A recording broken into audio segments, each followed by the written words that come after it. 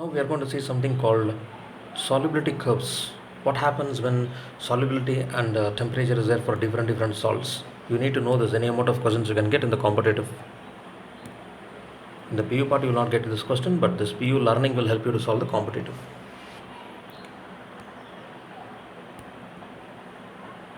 So this is your y-axis, and this is your x-axis. So this is your solubility in grams per 100 grams of solvent.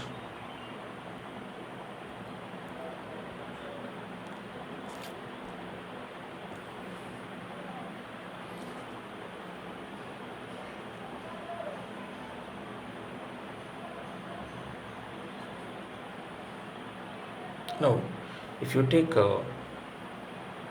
the dissolution of certain salts in case 1, what we discussed means what? Solubility will increase with increase in temperature.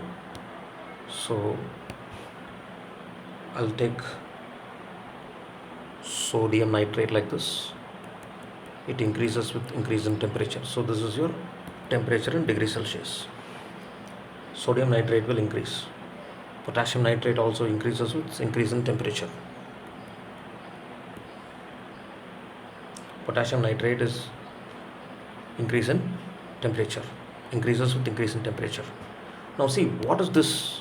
It's a beautiful graph. How can you interpret this particular point? So what is the meaning of this? This is at a particular temperature, at a specific temperature, sodium and potassium nitrate can dissolve this much quantity. Solubility of KNO3 and NaNO3 is fixed at a particular temperature. This much only it will dissolve. This is the significance of this graph. Okay.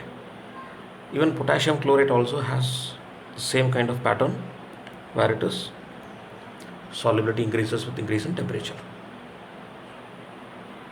This is type 1 curve what we have seen. Now when you go to type 2, what we have seen is type 2.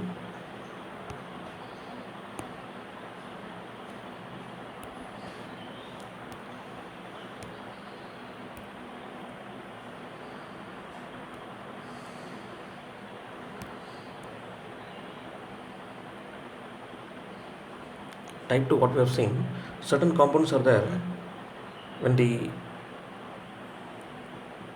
graph will come like this, solubility decreases with increase in temperature. So your so-called sodium carbonate H2O solubility decreases with increase in temperature. Similarly, we can say lithium carbonate also decreases with increase in temperature. So this is type 2. Coming to type 3, hydrated salts. If you take hydrated salts dissolution, this is totally different.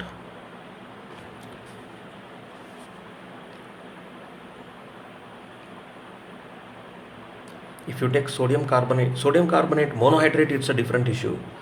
Sodium carbonate decahydrate, it's totally different.